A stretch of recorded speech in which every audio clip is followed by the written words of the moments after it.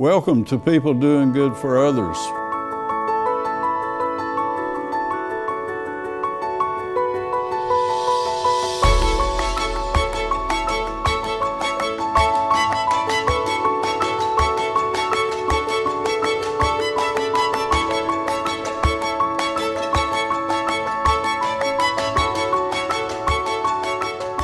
Good morning, friends. This is People Doing Good for Others, where we celebrate and honor those who truly are making significant contributions in our communities, in our state, and our region. And I'm grateful to be with you. I'm Gary York, and I'm with WIFM in Elkin. And I want to thank Wilkes Communications and Riverstreet Network for this opportunity. And thank you for being with us. And I hope you're regulars for our show. Our special guest today is Tom Earnhardt.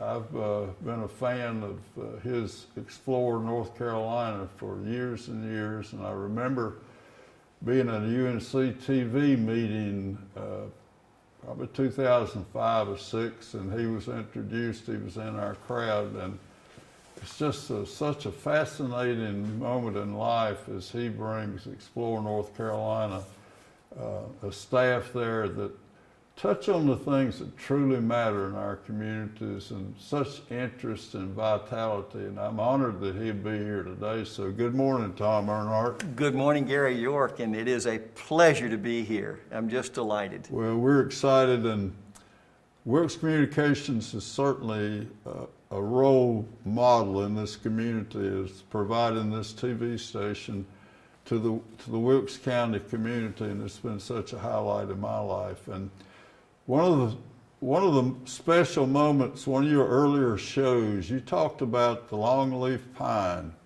and that fire was a necessity, and growing, keeping it working there.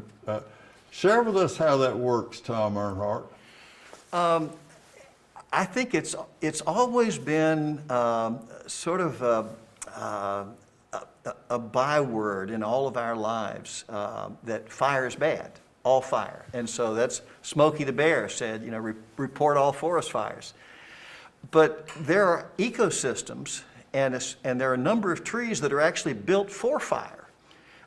In the longleaf pine ecosystem, down on our coast, and it wraps down through South Carolina, Georgia, Florida, all the way to Texas. The longleaf pines have to have fire to really thrive. And it works like this. Longleaf pine will grow in what we call savannas. They're sort of far apart, and for a longleaf forest to work, it's just the longleaf. Now you have a lot of flowers, a lot of grass, and some lower shrubs. But if you have oaks and a lot of other coastal vegetation coming up through it, it'll keep the new seedlings from getting the light necessary. So you have to burn it off. Well, in pre-colonial times, in pre-settlement times, lightning fires often started these small regional fires every couple of years. So fire was actually part of the ecosystem. You'd have a lightning storm, you'd have a dry lightning strike, it would hit an area, it would catch the pine straw on fire, and it would burn sometimes long distances, because you didn't have highways then to stop it. Right. But it would burn long distances. And the fire would help, it would give you an ash layer, which would be a nutrient in the soil. So it would help the trees grow. It would keep the brush from growing up that stops the new seedlings from growing. But it also provides a space for the most incredible array of wildflowers. Now, I'm a mountain wildflower lover, but the only thing that rivals the mountain wildflowers are the longleaf pine wildflowers, orchids and 3 or 4 kinds of orchids. There are some huge lilies, all kinds of wildflowers that grow in the longleaf because there's fire. And then several birds and several snakes and reptiles grow only in those forests because of the longleaf pine trees and this rich ecosystem that they survive in. So it's when I say ecosystem, Everything is connected. The fire is necessary for the longleaf. The longleaf provides the right habitat for certain birds and insects. And it all fits together. If you take one part out, then you've got a problem. And fire is part of that ecosystem. Tom Earnhardt, what an honor to have you here. I'm just so excited. I have great expectation every day thinking about this 30 minutes with you here, and thanks to Wilkes Communications for the TV station. You also mentioned, I love the story about your daddy would take you trout fishing, and you would see from time to time a stream that was muddy. And your dad, you said that might have been the first example for you about how important it is to be a great ecologist, to keep things clean. And tell that story again for me. There actually, I can think of a number of situations with my dad, and during that early time in my life, when we liked to fish for trout, and we were small stream fishermen. We had a small cottage near Asheville, and we would go up a little ravine looking for either small rainbows or, a few cases, small brook trout. And this is in the 1950s, and I can remember one day we went to one of our favorite streams, and when I say favorite, it was clear, it was lovely, it was one that had been one of our favorite stops, and it was filled with muddy water, and it was a lovely day. And so I remember we went upstream, and somebody had plowed a field right down to the edge, and a rainstorm from a couple of days before. No buffer, and a rainstorm had taken lots of soil into the stream. And I remember Dad said, it's going to be a few years before this is right again. And I said, what do you mean? And well, that tiny layer of mud or silt will cover up insects, the insect larvae, the mayflies, the caddisflies. Those are the things that come off throughout the year that the trout eat. So if you lose the insects, then the trout don't do well. They've got much lesser food, much smaller quantities of food. Oh, my goodness. We would go to another stream, literally in the 3 or 4 miles away. Something twice the width of a car. Yeah. Small stream, and it would be clear. It would have fish. It would have insects, but nobody had plowed a field or built a house right next to it. And I just remember over and over again being with him when we would see a muddy stream, and very quickly we'd figure out what had caused it. And so that, I guess, started my sort of lifelong campaign for buffers. If you have a house on the water, leave 50, 60 feet of grass, of better yet bushes, and some trees. Because those buffers protect that water, and everybody benefits, upstream and downstream. When I was a county commissioner in the late 90s, there was a Dick Everhart here, soil and water guy, and periodically he would come in to get some type of approval for a grant. Mm-hmm. And this was a Mitchell that he was so instrumental in restoring. Mm-hmm. So that's part of your interest also, so I wanted to add that today. Now, you are a lawyer by trade, by training, mm-hmm. but this Explore North Carolina, just please share that with us today, that wonderful part of life that makes things so good for us to learn. And so tell us about how Explore North Carolina happened. I'll go back just a little bit before exploring North Carolina. In law school, this was in the late 60s. I was at Chapel Hill in the late 60s and finished in 71 in the law school there. And that was when some of the first environmental cases were coming out. And that was when the Environmental Protection Act 1969. The EPA? Yeah, the Environmental Protection Agency came in, the Clean Water Act came in 1972, and I was very interested in that, and I did a lot of work in law school, and I went to work for Robert Morgan at the Attorney General's office, and I was one of the first lawyers hired by the state to work in the new area of environmental law. And Mr. Morgan said, I don't know this is going to have any legs. I don't know whether this stuff's going to last, but I want you to keep me apprised. So that was my first job in the Attorney General's office, working with clean air, clean water issues. And we all did other things, but I was the first sort of environmental lawyer, that one of the first that he brought in that new area of the law. And so I ended up teaching for a number of years, and my outside passion continued to be the environment while I was teaching law. And I went to work as a board member, a volunteer board member at the Museum of Natural Sciences.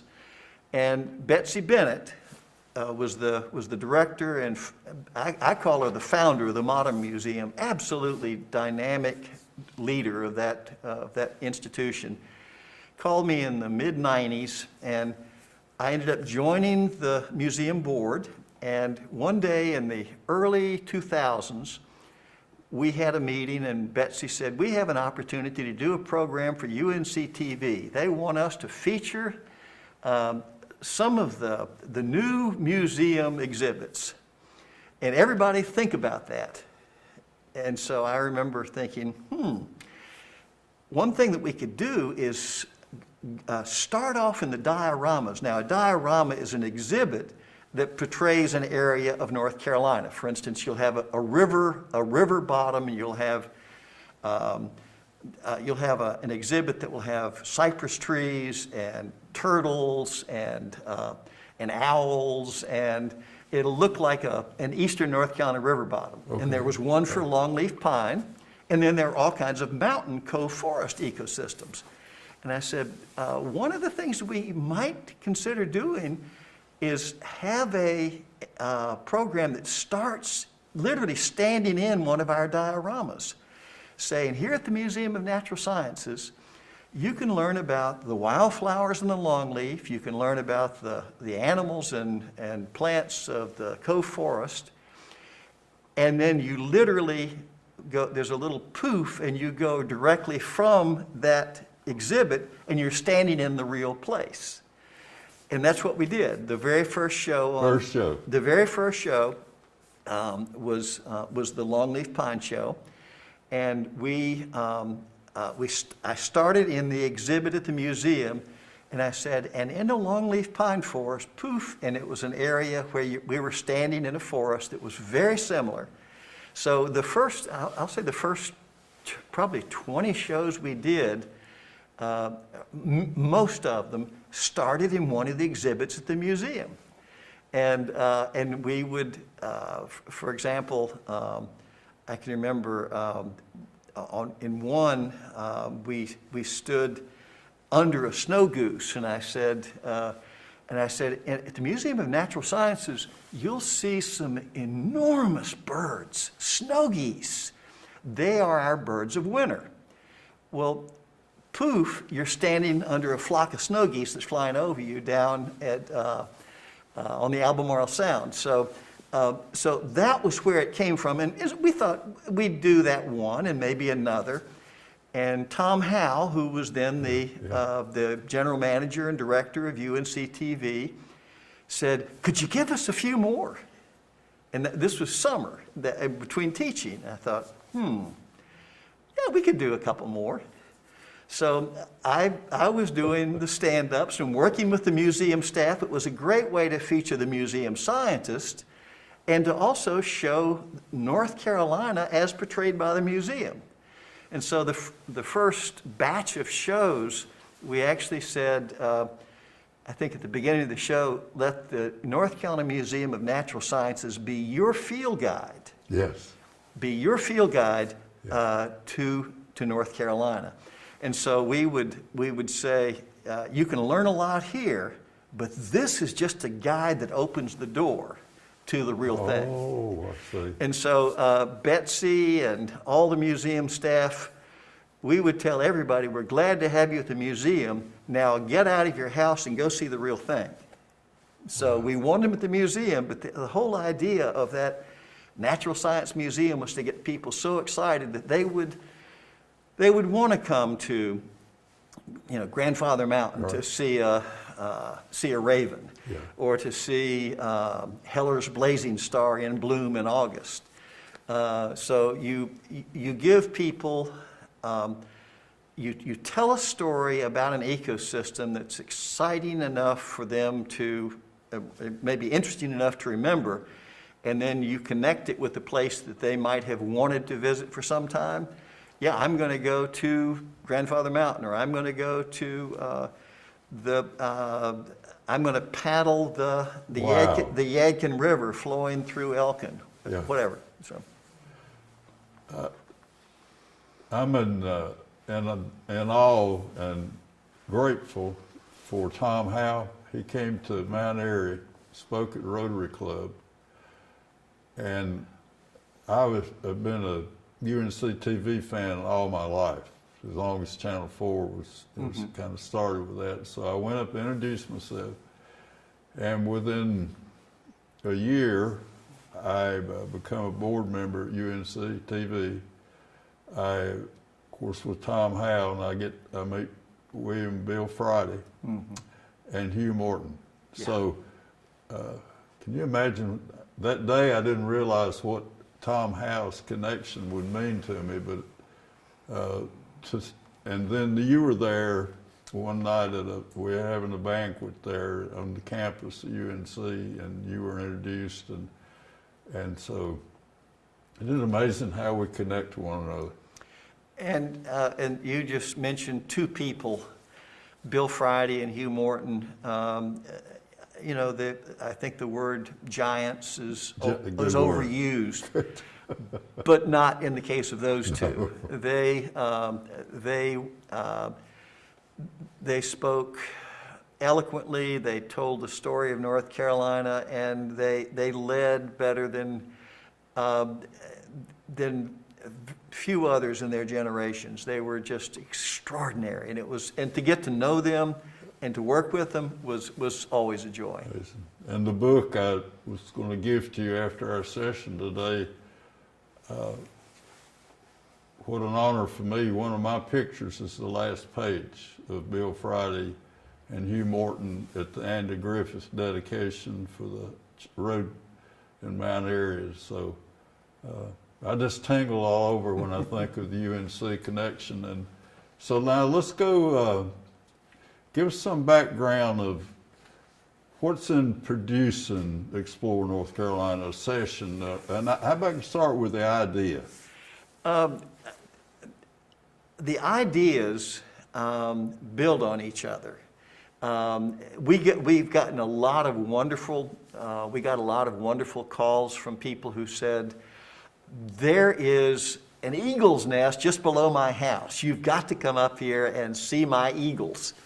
And, oh my goodness. And so, and then, if you thought about it a little bit, wow, if they've got good access to eagles, we'll go take pictures of the eagles. But then you also find out that they have ospreys, on that same stretch. And that this was also a crossing for an old wagon road. So, a call would lead to a little research, to more information, and then possibly a story. And then every story we did would cause someone in our group, sometimes me, sometimes someone else, to say, we just did a program on wildflowers in the Appalachians. You saw about 10 different salamanders. Why don't we do a show on salamanders? And so it's sort of, and then flipping rocks. You find one salamander and you find a crayfish beside it. And so then you end up doing shows on biodiversity and on how things fit together. So this is a very roundabout answer to your question, but each year I always try to have one show purely on water resources. There was also going to be another show purely on biodiversity. But then many of the other shows, I'd try to have a story within a story, and that would be the story of a particular person and how he or she had impact on the land and, for a better North Carolina, or how an early explorer came through. I'll do this really quickly. We did a show called The Naturalist, and the show on The Naturalist was about Andre Michaux, a French explorer in the 1700s. Asa Gray was a Harvard botanist who came down here. You had John Fraser Furr. Yeah. These were people who came to North Carolina, and who was the other one that we was trying to think. Mark Catesby. He was a great artist. But these people came to North Carolina in the 1700s and 1800s, and then John Lawson was another. But each of those people told about North Carolina before urbanization, before cities. And so we would do a program where we would do a little biography of John Lawson, but then what North Carolina was like through the eyes of John Lawson. We do a story on, we did one with a guy who used a French accent throughout. We did the story of Andre Michaux, the Frenchman, where he traveled in North Carolina, and what an extraordinary place he found when he came to North Carolina. In 1794, August, he stood on top of Grandfather Mountain, and this was a guy who traveled in the 1700s as much as anybody can travel. He stood on top of Grandfather Mountain, and he said in his diary, because we have it in writing, he said, "From this place, I can see more living things than exist in all of Europe, from the capes of Scandinavia to the shores of southern Greece." And he was talking about literally from Norway and Sweden all the way. And he was absolutely right, because there are more oaks, more conifers, more understory trees. Then, of course, there were chestnuts everywhere. And he saw this profusion of life, and he couldn't believe that he thought this was an Eden. And so this was one of his hot spots on the planet. And so North Carolina. Yeah, and this is what I try to tell everybody, that we are in that sweet spot in the temperate zone on the East Coast. The 35th parallel runs right through the state. And we are a northern boundary for a lot of species. We have palm trees, naturally occurring palm trees at Bald Head Island. But yet we have the same trees that you'll find in Canada, in the mountains, the spruce and the fir. And so we are both subtropical and subarctic, all in one small state of 500 miles east to west and 180 miles north to south.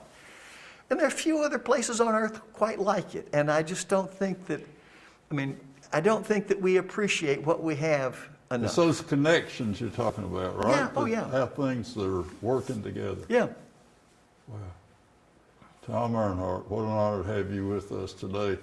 You were also involved in the New River contention, if you will, about, and the governor came to you and asked you to help him understand what was happening to our New River up in Ashe and Allegheny. After I worked at the Attorney General's office, I had a call one day from Jim Holzhauser. And he asked me to, and I actually, I'd known him. I was an undergraduate at Davidson College, and Holzhauser had gone to Davidson, and he was on the Board of Trustees.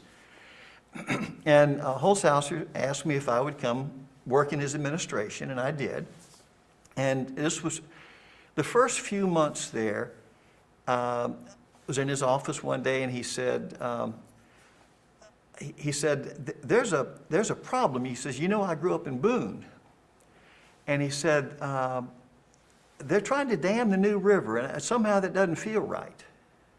And I just don't, I think this is something that that I want to work with the folks up there that are opposed to this. And so over a period of months, I had a chance to meet with Ham Horton, who was this wonderful state senator in Winston. And I met with, on behalf of Holzhauser, I met with some of the congressmen, Roy Taylor from Asheville and Vinegar Ben Mizell, who represented this area. He's a former baseball pitcher. And we all agreed that the river should be saved. And the thing that was most amazing to me is that I got to go to a meeting in Washington, and at that meeting, I heard 4 North Carolina representatives, 2 Democrats and 2 Republicans. In one room. In one room. And but Holzhauser had made these calls, and we'd been discussing it, but we got all these folks out together, and they were Sam Ervin, the senior senator from North Carolina, Senator Sam. The new senator from North Carolina, Jesse Helms. You think that's oil and water, perhaps. And then you had Roy Taylor from Asheville, who was a Democrat, a longstanding Democrat, and then Vinegar Ben Mizell, so Democrat and Republican. All 4 of those people spoke about the new river and about why it needed to be preserved as is, as a free-flowing river. Helms said he didn't like the idea of government just coming in and saying, we're going to put a dam here without the buy-in of the people. That was Helms. We had Sam Ervin, and Ervin said, there's 350 years of settlement in this valley, plus all of the Native Americans that lived in this valley. And he said, there's just too much cultural history. And then we had Roy Taylor talking about the importance of preserving free-flowing rivers. He was on the House Interior Committee. And finally, Vinegar Ben Mizell, the baseball pitcher, said, surprised all of us, he said, my wife and I love wildflowers. And we all looked and thought, my gosh, what is he talking about? And he said, if this dam is built, the valley will be flooded and we're going to lose, and he said, a vast array of Pleistocene fauna and flora. My goodness. And that's Ice Age stuff. And so anyway, we said, and everybody sort of, what?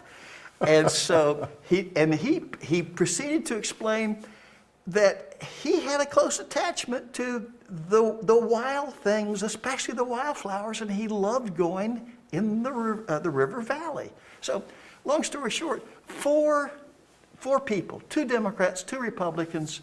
And all for different reasons. All from different regions. All of them had a fabulous reason to save this river. All of them weighed in, put pressure on the Federal Power Commission and the others. And for that reason now you have a free-flowing new river. 2 years after that, Holzhauser got preserved. It was the scenic rivers, and so we can work together. We've done it before, and I hope that happens again, to see that kind of bipartisan bipartisan effort on behalf of people who love this state. Tom Earnhardt, what an honor to have you with us, and to come here, and we want to thank Wilkes Communications and Riverstreet Network and WIFM. As there's been somewhat of a hold on things with Explore North Carolina, and we're praying that it is revitalized again, and that we'll continue to see your great passion for preservation, for being the natural person, the ecosystems, and all the things involved in the essence of it. You know, to be able to enjoy these wonderful gifts. If you close with us about your journey, your mission, and you put this vitality in things, it's just almost unheard of, and I'm so grateful for that. My grandfather was a Baptist minister, and he was what you call a circuit rider. Yeah. And in Ohio, and he would go up and down the river in Ohio and preach at 3 or 4 different churches. on the same Sunday, and my mom said she would play the piano. And so I sort of feel the same way with biodiversity in North Carolina. I'll take whatever pulpit I can get. Yeah. And UNCTV has been a wonderful pulpit with Exploring North Carolina, and to be here with you, Wilkes Communications, is a wonderful pulpit. Oh, and so thank you. to be able to write, speak, and celebrate North Carolina's extraordinary gifts, natural gifts, is it comes quite naturally. And again, I'll take any pulpit I can get. Well, that you would come here today and be with us and share your experience and your hope, and that we're called to matter in the lives of others, as you are so significantly appreciate the good things we have and are willing to share the essence. I mean, you've touched on some things today that just wow me, and I want to thank you again for coming here and being with us. Well, it is my privilege, Gary, and thank you for the opportunity to leave Raleigh and to come up into northwestern North Carolina. I love this area, and it's a privilege to be with you. You honor us in countless ways, and you're a servant of God and a person who truly matters in the lives of others. Thank you. Sir. Tom Earnhardt, a person of significant caring about nature and the things that mean so much to us. And again, we want to thank Wilkes Communications and Riverstreet, and for the opportunities to be involved with people who give and care and share, and to know that there's that of God in all of us, and that we're here to serve God, family, friends, and that nature is a most worthy cause. Thank you again, and see you next time. Bye-bye.